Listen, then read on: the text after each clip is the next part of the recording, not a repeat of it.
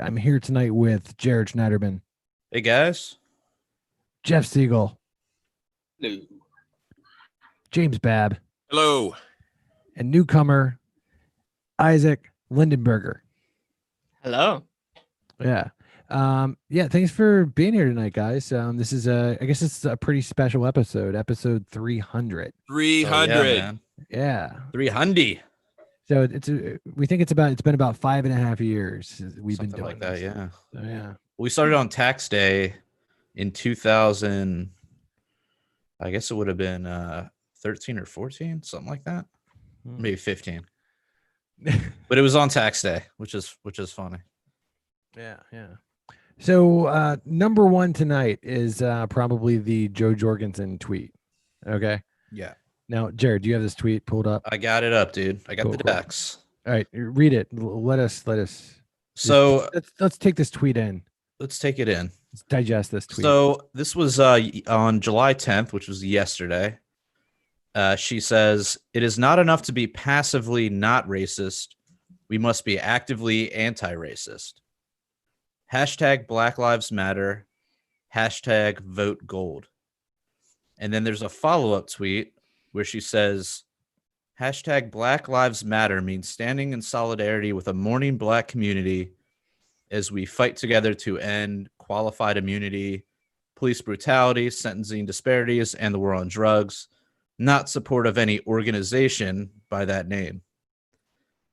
And it should be noted that follow-up tweet wasn't immediate. It did come after, I think, people a bunch of scrutiny. got upset about the first tweet. There were a lot of people that were upset over the first tweet, a lot of libertarians. So what are your thoughts on this, Matt? Because you were the one who actually tagged me in a post that Dave Smith had made on I think it was like on the Mises Caucus thing, where he was not a fan of it. He was, accusing her of virtue signaling and some other stuff. And trying too hard to appeal to the left and trying, kind of accusing her of being non-libertarian with this kind of a tweet. What were your thoughts on this? Okay, so my personal thoughts, overall, I think the thing is fine. Just reading the tweet, I would assume that she's like appealing to the Black Lives Matter movement, and not necessarily like the organization whose founder has claimed to be a trained Marxist. Right. You just kind of got like who she was speaking to. And there's a moment going on right now in our country and the world, right, where people are starting to take notice, and Black Lives Matter has been at the helms of drawing attention to abuses by the police state, right? So, I think it's ridiculous for us, as in the LP, to not try to be a part of that.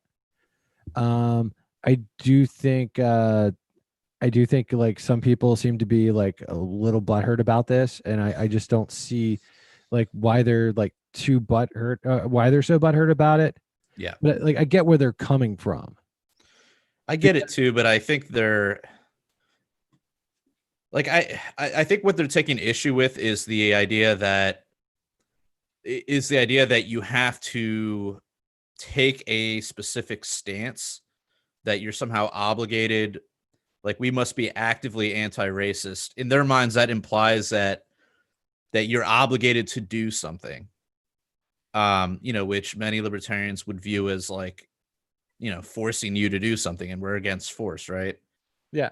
It's just a catchphrase the left uses. It's right. I don't even know what it means in a libertarian context, right? Like, well, I think that's what she was trying to say with the second tweet, was being anti-racist essentially means fighting to end qualified immunity, police brutality, the war on drugs, etc. Now, if she had bundled that in with the first tweet, I don't think this would have been as much of an issue for many people. I'm sure still some people would be butthurt over it, but people are going to get butthurt when they hear Black Lives Matter. That's just how it is. I think the reality is that people should get past it and and realize that libertarians have been fighting the problem with police and the incarceration and the drug war. We've been at this for decades. Yeah. And we've been slugging it out and, been working on legalization when it was considered crazy talk. Tax and regulate like wine was considered super fringe, right? Mm-hmm.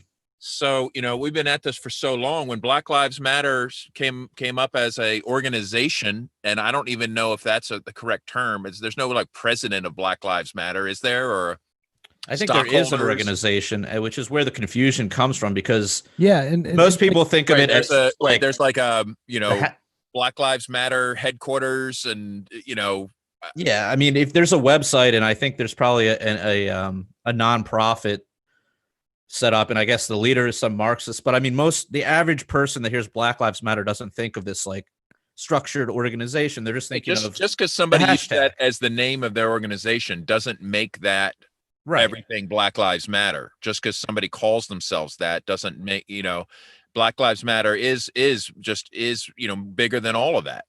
So, Totally. I certainly don't have any problem with Joe getting on board with that sentiment. I mean, and it's a fine sentiment, but yeah, I think people are just confused by that. Yeah, it's like people are mad that she's staying relevant. But, notice the people that are criticizing her the hardest are also the ones that are constantly trying to explain why, no, they're not racist. No, right. They don't love everything about Hans Hermann Hoppe. No, it's the same people. So I'm a little, like, come on, guys, maybe just sit this one out. Yeah. Maybe just sit this one out, guys. Yeah. Yeah, those are my thoughts too. Because the important thing is that libertarians are on the front line of the fight against police brutality. Like we've got all the answers. We've been figuring. We've looked at this for a long time now. We can tell you exactly where the problems are with the police, the monopoly structure, the bullshit war on drugs, the unaccountability. It's like we can go through step by step and take it apart, right? But right. So let's welcome them to the struggle. Yeah, like I actually saw like Tim Pool actually referred to this as Joe Jorgenson's Aleppo moment. Bullshit. No, it's not even close to that. I mean, if you look at the psychological mechanisms behind it, it looks like reactance. Reactance is when you feel infringed on your freedom, but no one's freedom is being infringed. It's completely voluntary to fight against racism. There's no mandates against it. She's not promoting it to be forced. So I don't really see where the issue is there. Well, I think the issue is like she's telling somebody to do something. She's suggesting it though, right? I mean, didn't she say you must? Yeah, she said we must. Yeah, so you know what? That's just because that's the way the leftist catchphrase really is, right? But how do you really do that in a libertarian context? Well, and then like just to play devil's advocate for the people who are butthurt right now, like I'm not on team butthurt about this, but like I just butthurts for other reasons. Yeah. So I don't know, man. They're just like they're just saying like the same people that say you must be anti-racist are the same people that say, well, you can't be anti-racist and be capitalist. It's a non sequitur. Yeah, I mean, like, did you get what I'm saying there? No, I'm confused. What do you mean you can't be? Say that again. You can't be capitalist and anti-racist? No, there are people right now that'll say stuff like, you can't be, you can't not be racist and be capitalist. There are people common. Yeah, there are leftists that say that. Not be. Okay, I see what you're saying now. Yeah, there are by virtue of you being a capitalist and I guess believing in private property or whatever, you're therefore racist. That's the argument you're saying that they have, Matt? I guess. I mean, it's all intersectional. Yeah, it was right. Also you got to smash the patriarchy. You got it's indigenous rights. It's rent is theft. It's it's a whole basket of things. But who cares? Yeah, who cares about those people, right? Yeah. Yeah, I don't know. I think It the did just whole thing sound, was. you know what? It did sound pandering though from Joe. You know, like, you know, I'd rather see her come out strong and like start explaining to Black Lives Matter people interested in the topic, like what are libertarians been doing in this field? Where are we headed? What are the Right, solutions we're bringing to this? and that's like one of the arguments from the people that are criticizing the movement. They're like that it's pandering, and that it's pandering to people that do not give a shit about the LP anyways. You know, they're probably like, oh, fuck you, you know. So they're saying it's pandering and it doesn't really get as much of anything. So But I mean, you got to I don't pander. know. Like if you're a political party and you're trying to attract members, I mean, to some degree, you have to. I don't know about pander, but you have to cater your message to someone who's not already in the party, right? Or someone who's not necessarily a libertarian, right? Without compromising your principles. Of course, you know, that's number one, is not compromising your principles, but you got to cater your message. And that's where, you know, I think her second tweet was really good. I wish she would have just bundled that in. Go ahead, Jeff. I cut you off there. Curious how we distinguish between pandering and just making a comment that is relevant to the times or whatever's going on. It's very easy for me to say something, you know, if I tweet something about Black Lives Matter and they could say, oh, well, you're just pandering to the left. Maybe I just wanted to say something that was relevant. Yeah, that's a great point, man. That's Yeah, a I great guess. point. I guess it's whether it's out of character or, you know, against your, I guess, normal messaging. But I don't think it's out. I mean, before this, she was at Black Lives Matter rallies. She had taken pictures, you know, speaking or. Dude, I actually heard that Mike Shipley ghost wrote this tweet. Yeah, right. Let's spread that rumor. Why not? Rumor. Yeah. It'll end up on part of the problem, bro. Yeah, let's just that's confirmed. Like I heard it on Punk Rock Libertarians podcast. It's confirmed. The rumor's confirmed by Matt.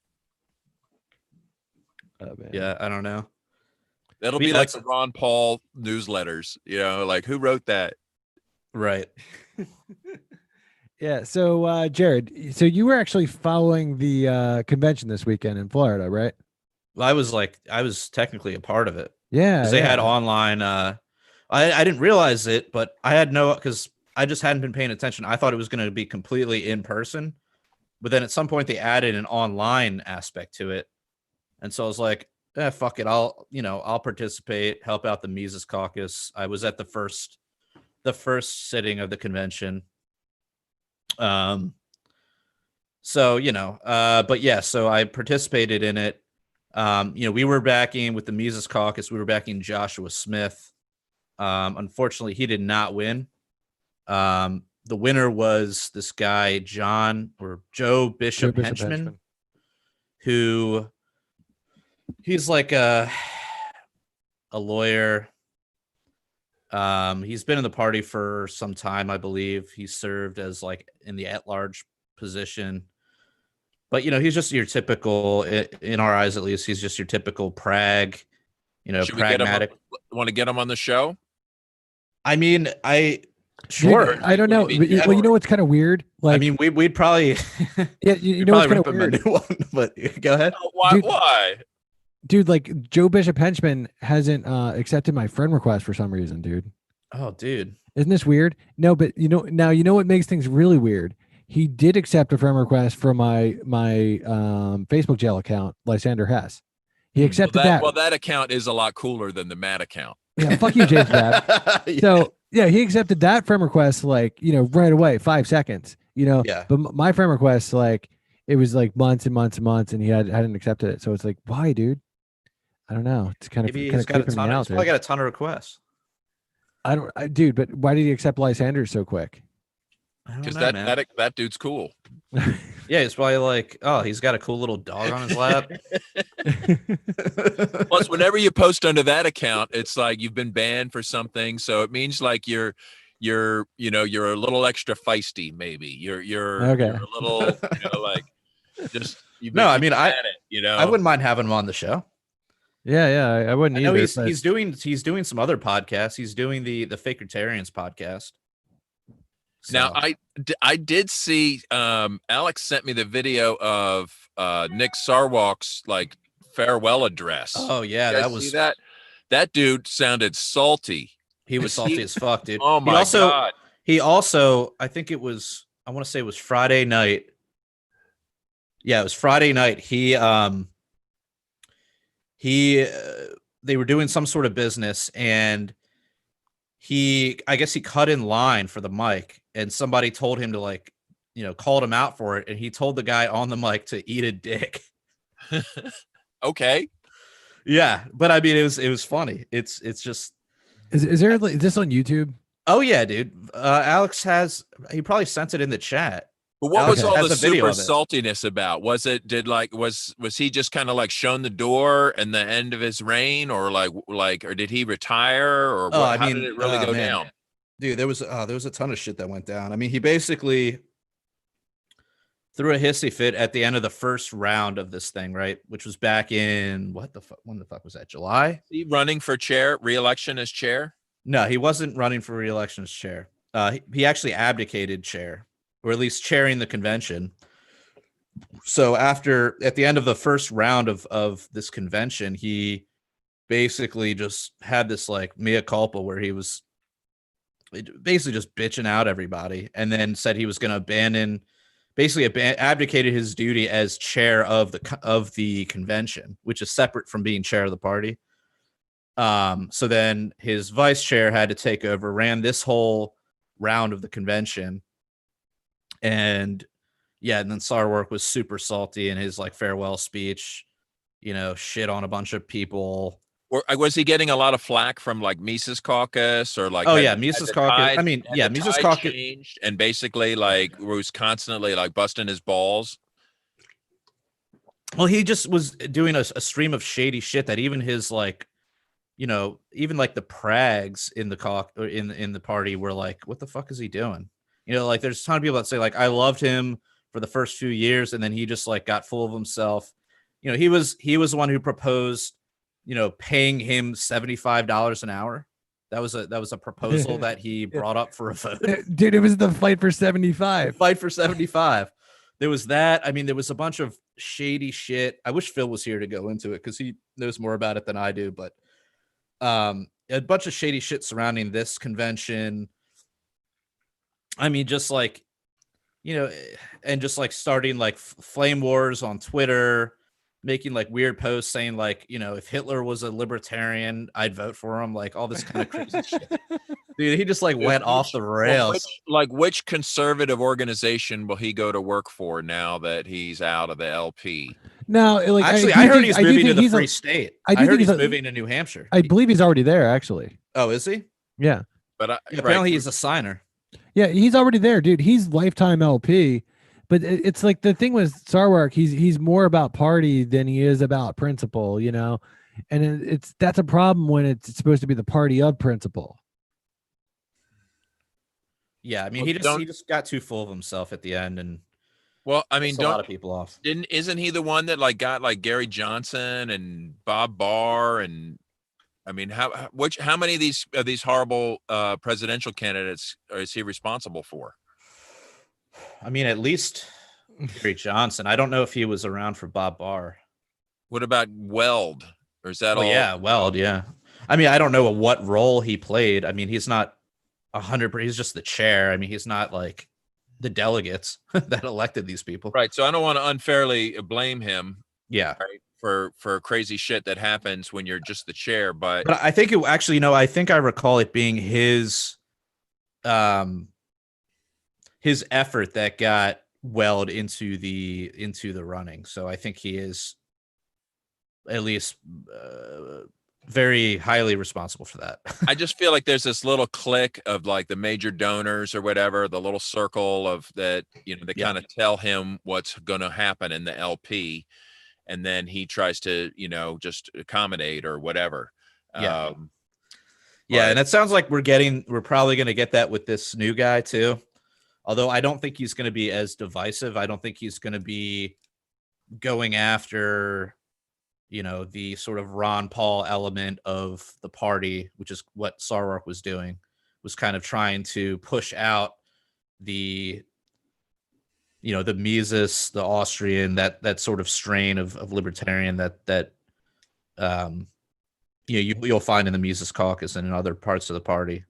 I don't think this guy's going to be like that, but he is a lawyer, so who the fuck knows? Well, let's get him on the show and let's drag him over the coals. I mean, find out what he's got planned. You got to ask him about jury nullification, dude. No. All right. Enough politics. What's up? What's up next? So do we want to talk about the McCluskeys have had their guns confiscated, apparently? Has there been a GoFundMe started yet for their legal defense? Do they need it? Do they live in a fucking $1 billion house? Well, that's the joke, though. What? Oh yeah. Maybe there's I mean, is somebody watering their plants? I mean, what's like? I think we should Crowdfund for the gardener. I think we should immediately come to their aid, just like we would for one of our own. Well, I remember hearing in some of the boo groups before they got taken down that they were going to go help defend their house. Well, there were apparently threats. Go ahead. Can you tell me? Because I didn't really know what had happened. Why did they get their weapons taken away? Good question. Yeah, I don't know what they were charged with to get their weapons taken away. Well, I mean, so you didn't see the video, Jeff? I saw the video, and I saw they don't know how to properly hold a firearm, but I don't. Yeah, so like a lot of people like I even know this. There's this status guy that I know. His name's Ed Clifford, and he was saying that like Wait, you're calling him a statist? No, I'm just fucking with him. Dude. I'm just fucking with him. No, he's not statist. No, he's awesome. I'm just racist, but he's not statist. No, we're just fucking with him. Like, so at any rate, he was saying like, there's a lot of people that are just like, of course, people, you shouldn't like wave loaded guns at people with your fingers on the trigger. It's just like, and some people are calling, or I believe Ed Clifford was actually calling that assault. I don't know that it's necessarily assault because I think like no victim, no crime, nobody got shot. So if somebody sweeps you with their rifle, I'm just saying like nobody got shot, no victim, no crime. Were these people like idiots with their guns? Yes. I think these people should have stayed in their house and shut the fuck up, and we wouldn't know who the fuck they are, and their life would be just like it was a couple weeks ago, But with that being said, I mean, what they did, it's like I don't think it was like the thing to do, but I mean, nobody got hurt. It's their gated community was kind of like people were trespassing, so it's like I don't understand what they did that was really like super wrong. I feel like it was like irrational and dickish. I don't know. What do you guys think? There was a victim. What's that? Okay, There was one victim. If you guys have a retina screen and you zoom in on the chick's shirt, you can see a mustard stain. And it's really not pleasing. Anyone who saw that is a victim. That's transgression, dude. That's the initiation of force. Well, you don't know what she was right in the middle of when the shit went down, right? Like that's true. Apparently eating a sandwich. Yeah. In all seriousness, I'm just curious because I have no opinion on this. I'm just curious to know who came in, like what was the law that was broken that they to get their guns taken away. Oh, that I don't know. Do you know? Maybe they were prohibited persons. I don't think Doesn't so. seem likely. Yeah, I don't know. Maybe there's a law that says you can't point your gun at people. Maybe it's called brandishing. I'm not sure. I think I might have heard something about it. But all right, I've got an update on the story. Oh, I was going to say, viral St. Louis couple received 50 offers for new AR-15s after guns were seized. So the community someone's on it. So the community's wants to help these people and make sure that they're not going to be disarmed. That's pretty awesome. Yeah, that is awesome. So here's the really fucked up thing about it. No, I mean, here's the really fucked up thing about it is like, right now they're taking these people's guns, right? And right now there's apparently like demonstrations going on outside of their home. So like you could potentially have some like, crazy person, like try to attack them at their home. And then they don't have their guns to defend themselves. Well, right, Hey, and that's so. not Hold on, let cool. me just. So it says here, police said they were executing a search warrant when they seized a semi-automatic .223 caliber rifle, which matches the description of the weapon Mark McCluskey was seen holding. They said the weapon was seized as part of the investigation into the viral incident. Barnett did not name the McCluskeys, but the warrant was executed at their address. So Well, listen, my of course. lovely wife just gave me this. It says menacing or brandishing is a criminal offense in many U.S. states, generally defined as displaying a weapon with the intent of placing another person in fear of imminent physical injury or death.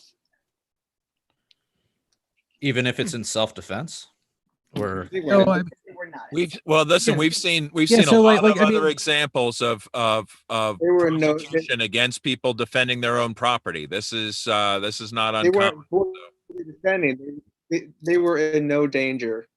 And if they thought they were in danger, they should have stayed the fuck inside their house. Or called 911. Or yeah, called 911. If they're, they can call the police. They're rich white people. They should have no problem getting the police there quickly. For their private security, they might hire Dale Brown. I think they just, they shouldn't have pointed the gun at people then if they weren't intending to kill them, and just leave it at that. But yeah, I think no victim, no Yeah. crime, though. I mean, I don't know if that is in that state, then that would probably be, I imagine, why they would use that as justification for taking their weapons. at least to do an investigation, right? And to act like we're doing something. I mean, who knows? I have a feeling they can afford a good lawyer. So they are lawyers, or he is a lawyer. I think they're real They're both estate. ambulance safeties. No, he's a personal injury lawyer. See, Oh God. see, like I think they behaved poorly. Let's make a GoFundMe. I think- Seriously. I mean, if they had just walked Poorly- out,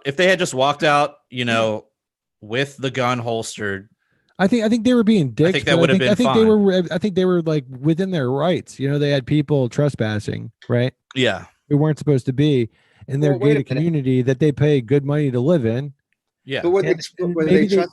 They were trespassing. They broke down a gate and entered a gated community. I mean, that is trespassing. Do you want to talk on it? They did not break it down. There was video footage that showed that the gate was already open. Did you hear that? So did they break it afterwards? Because I saw a picture of a broken gate. I saw a Like, picture "Oh, they too. broke our antique gate." I don't think I should be in this conversation much longer because You're in. I just want to understand the facts here. I mean, I saw a broken gate.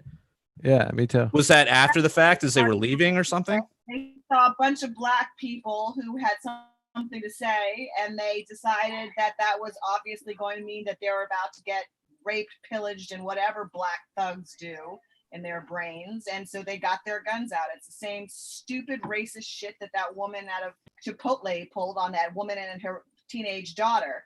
Oh, I was afraid for my life, even though they almost backed her over. And so she decided it was her best defense to pull a gun and point it with her finger, ready to go. Like, no, it is a Well, bunch of racist- wasn't there a bunch of white people there? What? Wasn't there a bunch of white people there? Yes, but they don't see that because they just see the Black people because they are racist.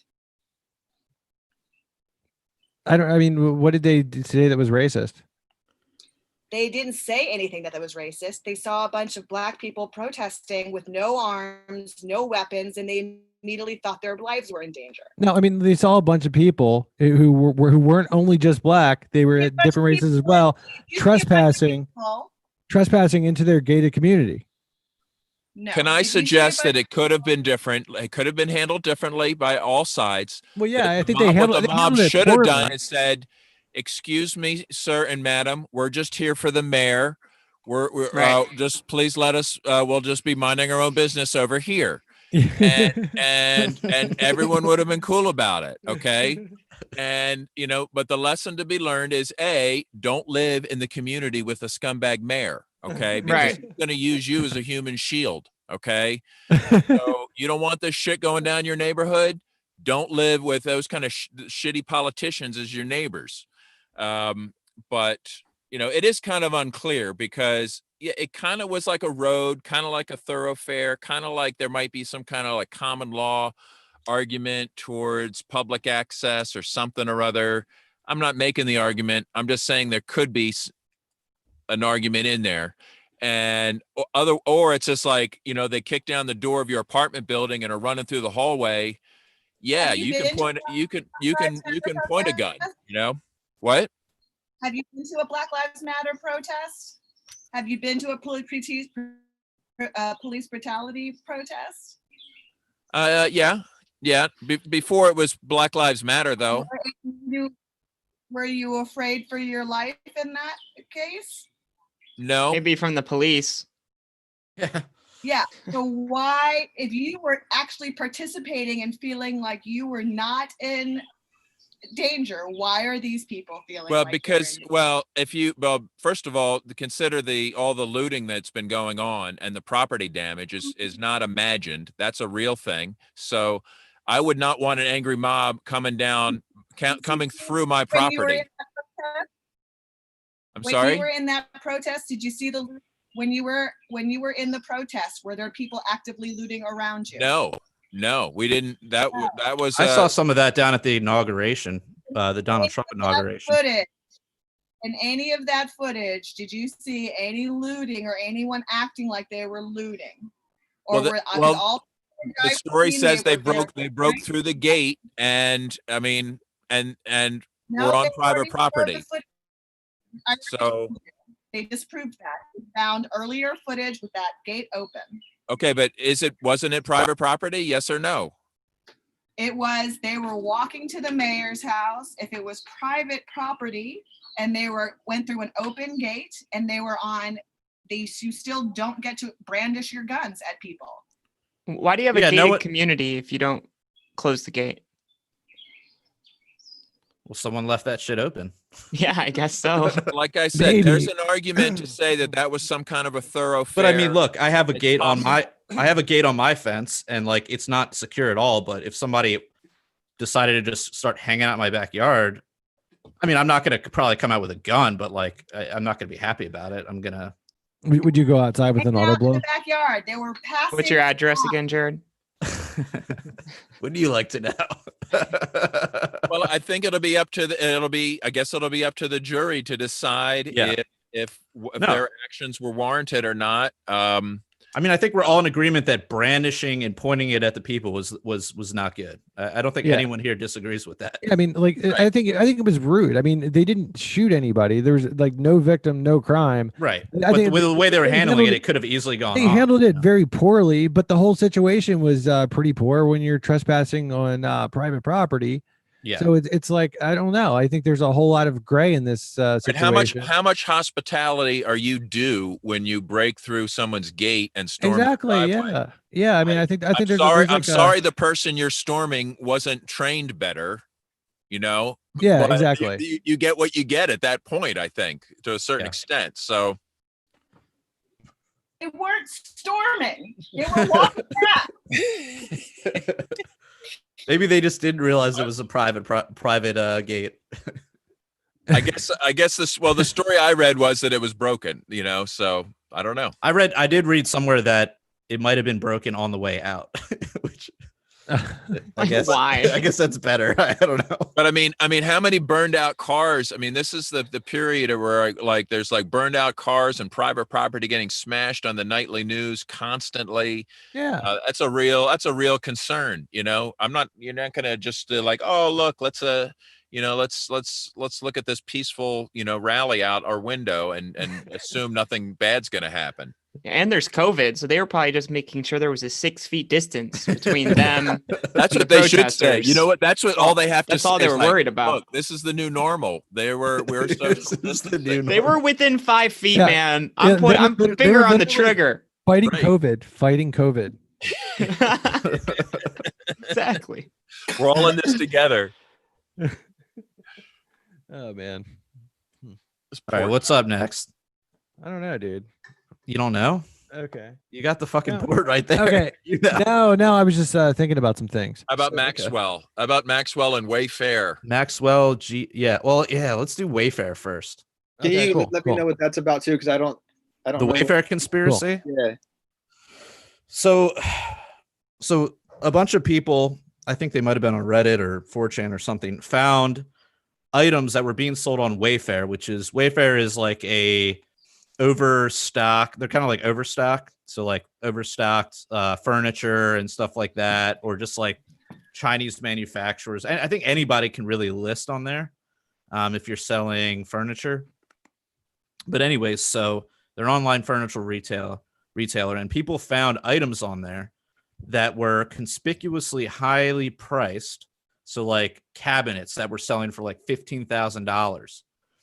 And then they also had names. So like, you know how IKEA will name stuff like weird fucking one name, Nordic names and shit like that, or Swedish names. So these were just named like kind of like human names, right? Like human male, female names. And so the conspiracy became that these were being used as sort of placeholders for human and child trafficking. So, the The 50,000 convenience of e-commerce. Yeah. So instead of, using the dark web or something like that, they could just sell in plain sight human beings, apparently. So wait, the people were in the dressers and stuff? They weren't literally in That's the the theory. dressers. That's the conspiracy theory. No, Yeah. well, that's the funny. It's like a version of it, but- bundle. It's bundle. No. It was just like a placeholder. So, like, I guess if you were participating in this, you would buy this item that no one else is going to buy for $15,000, and then you would get that child or whatever. And Well, I think people that could easily confirm this theory by shelling out 15 grand for a dresser and seeing what shows up. Yeah. Conspiracy theorists are usually pretty rich too. They have money to spend on that. yeah, they're If you usually really- our if you best. really and brightest. believe that theory, pull your money together, go buy one of these things, and we'll find out. Right? Yeah. So yeah, when they finally asked Wayfarer for comment on this, they basically said, I think there were two explanations given. One was that they were like industrial cabinets or something.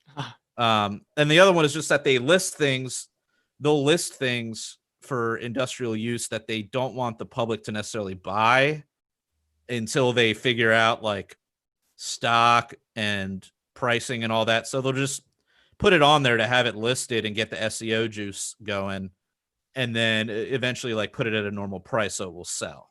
Right.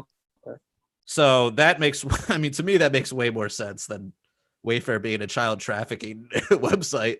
But that's not going to stop the internet from just going fucking ham on this. Who reported on it? Who reported on it? Yeah. As far as, I just saw a bunch of shit on Twitter and Facebook. Apparently Newsweek is investigating it or something. I'm sure other newspapers have or news organizations have reached out, but I haven't read any like real investigative reporting on this yet from any like major outlets. So right now it's just like conspiracy theory on the internet. Yeah, they don't even accept cryptocurrency, so I really doubt that they're doing anything conspicuous unless they have a link to their darknet site, which is like hidden in the forum. We should imply the source code. You know an awful lot about this, don't you? Are you buying $15,000 dressers by any chance? No comment. It could, maybe it's something that like drug dealers use, or it could be anything, right? Like maybe this is a convenient way of doing transactions and getting through, international payment channels, or who knows what. That everybody's got some kind of scam or some kind of workaround for whatever thing they're trying to do. But yeah, I think that'd probably be more likely than like human trafficking.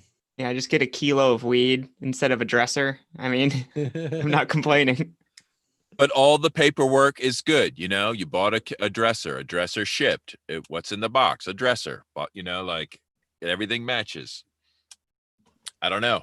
It's like one of those mystery box from the darknet where you don't know what's in it, and each drawer is just filled with random stuff. Like one's got a vial of like something that looks like blood but might get you high, you know.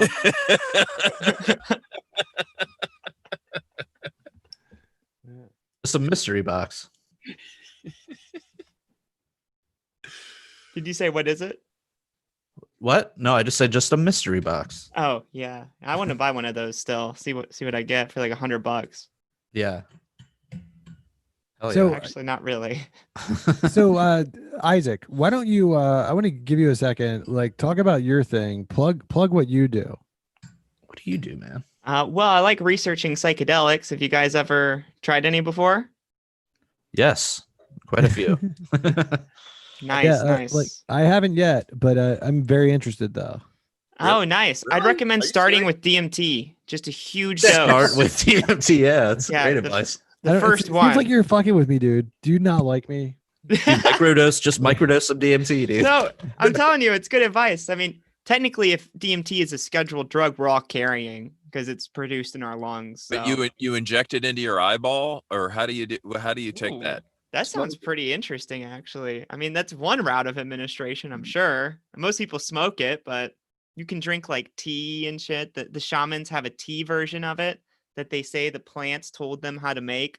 I'm a little Ayahuasca. suspicious of that story, but Yeah, Yeah. when people are talking to their drugs, I feel like that might not be the one for me. Like oh Don't my knock it God. till you try it, Babs.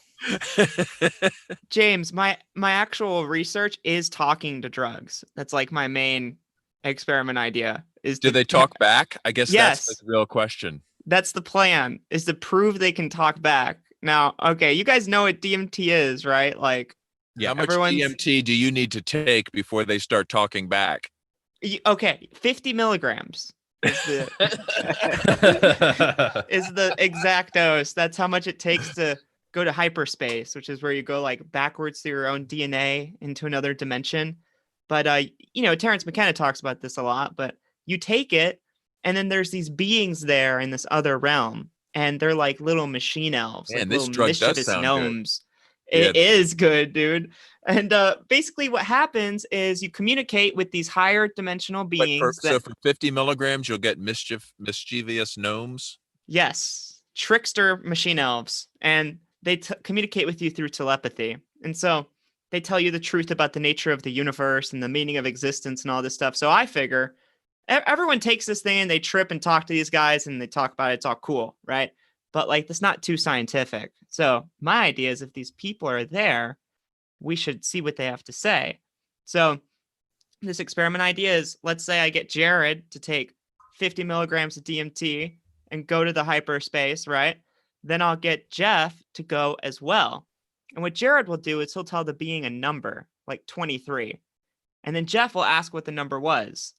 And if Jeff gets the same number that Jared gave, you would prove that this is an extra dimensional realm that objectively exists, and you would verify its existence. But wait, if did they're something trickster like elves, this. they could just give him a random number. See, that's the problem. They're probably going to do something like that. So this experiment could use some revisions. This is just like the third draft of our idea. I think they might come back with some whack. You need a way to trick the tricksters to make them Ooh. think that they're tricking you, but you're already one step ahead, and maybe go up to 75 milligrams. Oh. Like, James, you should get on board with this. We already Take got it- take Jared it- and Jeff. They agreed to do But yeah. the hard part. Dude, I So- have tried DMT, but it didn't work for me. I don't know if I just didn't do enough or if I didn't do it correctly, because I did it using a bowl, and I think I might have like burnt, like, you're not supposed to put the flame directly on it, right? Yeah, it's fragile. Yeah, you so I probably think I burnt might so have done much. that. Well, you Yeah. probably took so much that they Men in Blacked you. So like you realized the truth of the nature of reality, Maybe. and it was too Yeah. much for you to handle within. I mean, your mind would have probably just exploded when you got back. So they're like, now you can, reincarnate into your physical body. Otherwise, Maybe. it might have been I a think problem. I just didn't do enough. That's Or what they want did you it to the think. wrong method. Maybe.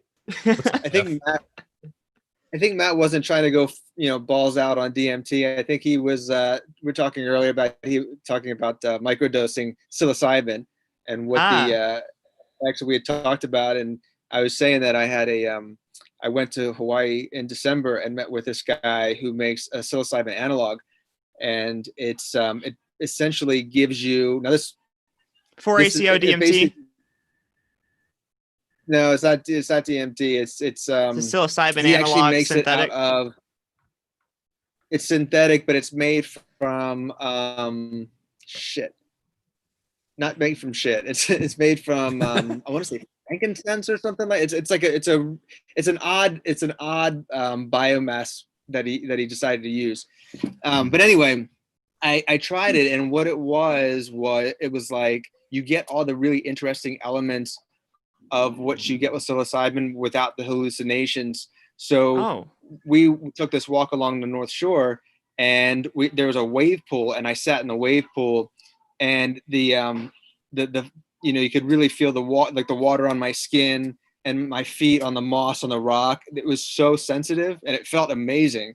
The food that I was eating that day was just like every possible receptor was going off. I was very aware of my surroundings. It was a beautiful experience. But the really crazy thing about it was, there was no hallucination. I was completely functional. Like I was not hallucinating. I was more than I could have driven a car. It was. Was it 2CB? I don't know. It might have been 2CB. That's really interesting experience. Have you ever had? Yeah, the research chemicals, 2CB, 2CI, all that kind of shit. Yeah, 2CI is a little sketchy. 2CB is more. The company's called Orthogonal Thinker, and they're based in Hawaii. And sounds like they're doing something else outside of that traditional research chemical stuff. Yeah, you ever had synesthesia, Jeff? No. It's like where you taste sound and you see like flavors and you can feel color. I've never heard. That's pretty cool. It's very strange. I know, it's not very comforting. I actually went to school with a guy that had that all the time. He could see colors. Or I'm sorry, he would see music as colors. Like different tones. Really? Yeah, different notes would have different colors in his mind. It was really bizarre, but that's interesting. So I know that Matt's friend was talking about the microdosing psilocybin, and I don't know what his experiences were. I've only done it once, and I just started doing it recently.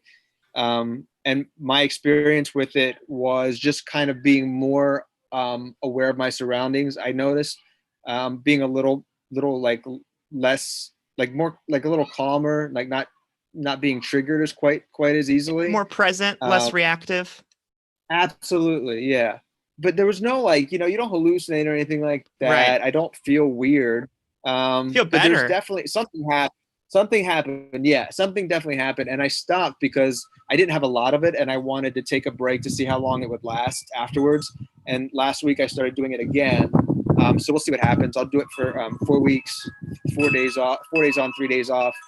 And it's a mix of chaga and I think chaga and whatever the mushroom they use with the psilocybin, and it's 0.2 milligrams, I think. So it's a good microdose. Yeah. But I mean, I find it interesting. I'm looking forward to seeing what happens with this, to see if I notice the same, if I get the same reaction, or if it's any different. Yeah, let me know how that goes. Microdosing is interesting because it shows you the nature of consciousness as it already is outside of concepts, just its contents and their absence. But if you take a real strong dose of psychedelics, it shows you that God is a bottom and Jesus is a mushroom. You really do see that. I think you might see what you want to see. And in that case, it makes me wonder about you. Right?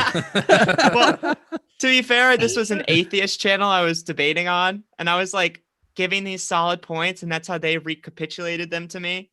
And I was like, that's not really what I said. But sounds legit. Why not?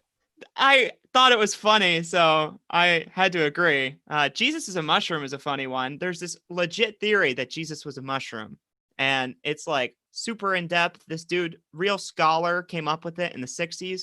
He was hired by Israel to translate the Dead Sea Scrolls. So he was like Jared, a legit that was scholar. your people, dude. Yeah, bro. Did you hear about this? No, dude. I've heard. Yeah. I feel like I've heard this on Rogan before. Yeah. Yeah, it was like the religious scholars, like they want nothing to do with him because he's Yeah. challenging what the miracles were. He Yeah. totally ruined his academic career, but it's a hilarious joke, like Jesus being a mushroom. Like when I was in Brazil studying ayahuasca, they said that Jesus turned water into ayahuasca instead of wine because you would make something that ascends your consciousness instead of decreasing it like alcohol. Interesting local lore, to say the least. Those guys were pretty crazy. They gave their kids and pregnant women ayahuasca too. So I don't know if I'd be taking any advice very seriously from them. Didn't their civilization also crumble? I mean, Yeah, didn't they get taken over by the Spaniards? like, yeah, I don't know. They were really high though. Yeah, they didn't. It doesn't matter as long as you're enjoying it, you know.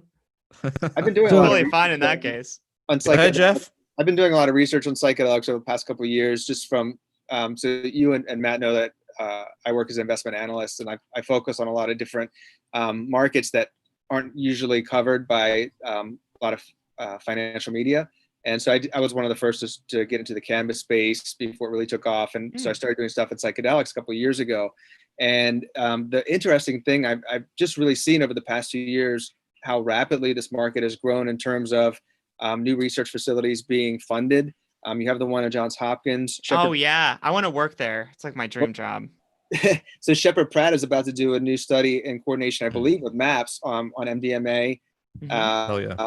And it's interesting. There's a lot of like psychonauts in Baltimore that are getting together to I think they're trying to form some kind of like group that would oversee the molecules to make sure that which is coming, that's being tested is legitimate. Yeah. But it's really fascinating to see all the money that's coming into the space. And from an investment standpoint, earlier this year, it was the very first publicly traded psychedelics company went public. The psilocybin one, the mushroom That's one. MindMed. So they're doing the LSD trials and the ketamine trials. Oh, I must be thinking of a different one because this mushroom one has a patent on their business development. It might be, there's a bunch of them now. So there's within the last year, we went from having about 4 that were public or going to public to close to 100 now. Most of them are bullshit. Most of them are just empty shells that people are just trying to make a quick buck. But there's some legitimate ones out there. MindMed's a good one. There's a company called Psilocybin that's going to go public soon. You might have heard of Universal Ibogaine in Mexico. They've been doing Ibogaine treatments for like, I think 14 years now. They're going to go public. Yeah, that's a worthy investment because that stuff's going to take off once it's all decentralized and legal. It's going to be awesome. But in the meantime, do you guys have the get out of jail pass for psychedelics? There is one. But here's the thing. What is it? Because you took it, you're insane, and therefore you can't be tried. No. But there's a legit. People used pass. to say that was true. Like, yeah, if you've taken LSD, you can say you're insane, and then you're technically true. I mean, thought all the Grateful Dead shows, huh? Yeah. It's kind of close. It's the Oratory of Mystical Sacraments. You buy a card and you become a registered shaman. So cannabis, mushrooms, DMT, ayahuasca is all legal for you to own and have because it's your religion, right? And what's a funny thing is I was a friend of mine, Swim. What kind of permit gives you all of this wrapped up in one? Religious exemption license. And so who issues that? So the Oratory of Mystical Sacraments. Yes, I have it. Oh, okay. And listen to this story about Swim, right? Someone who is not me was driving, and Swim had like a half ounce of dabs in his car, right? Which is like a felonious amount. And the cop comes over and he takes my weed, right? And he's about to arrest me. And I show him the card. And I don't show it at first. It's like a last ditch effort, right? Because some people will be like, they won't look at it, they'll just arrest you. But this guy, he was like, I don't really want to mess with this. Not only didn't arrest me or Swim, he gave him back his dabs. The whole half ounce. So it seems to be very effective and worthwhile. Well, maybe he thought like a curse would be put on him or something if he right? Like the machine elves would get him. Maybe this happened in the DMT space. Yeah, I have my own machine elf, and I can send them after you guys in your lucid dreams. Not you guys, but police officers. Well, one of the Good threat. interesting things about what's going on in the space, though, is that when cannabis first came out on the medical side, the FDA fought it the whole way. Whereas psychedelics, there's now 4 companies that are producing psychedelic molecules that are being fast-tracked by the FDA. Yeah, Wow. they've got a special status to accelerate the development of the research. Well, it's a courtesy to the CIA, who's always been interested in this topic and is. It's all MK Ultra all over again. Right, like, yeah. What do you think? They've given up on mind control? Oh, check the water supply, dude. LSD is gonna be the next fluoride. It's gonna be awesome. Oh yeah, dude. Wow. Can I get toothpaste like that too? That does sound pretty good, honestly. Like flavor crystals. Is that what Vermin's peddling? Yeah, The LSD toothpaste that's what's in the with his in the mandatory toothpaste. toothbrushing? That's why. Don't tell anyone. I This is support supposed it to be. This is supposed to be low key. How much weirder could it get, right? Like if everybody started brushing with that, like, Yeah. I'd give it a shot. Oh my Like, gosh, let's and then try it. Let's if you try it, brush with see how it, we do. it's gonna cut your teeth, your gums up. And it's gonna absorb even better because then it's sublingual. That's Right. genius. Goes right into your bloodstream. Exactly, dude. No, I'm gonna have to try that. Swim's gonna have to try that. You're gonna patent that? Yeah, I'm in the process now. Right after this, it's copywritten already since we just came up with it. Intellectual property, man. IP's Hey. BS. Yeah, so we're gonna cut on over to our after hours program. So if you want to hit us up over there, go to patreon.com/punk rock libertarians. We also have t-shirts at libertariancountry.com. If you use the code PRL, you'll receive a 10% discount. If you spend $50 or more and you use the code PRL2, you'll receive a 20% discount. This podcast is brought to you in part by Conversations About Freedom podcast, hosted by Moral Bob. Until next time, live free.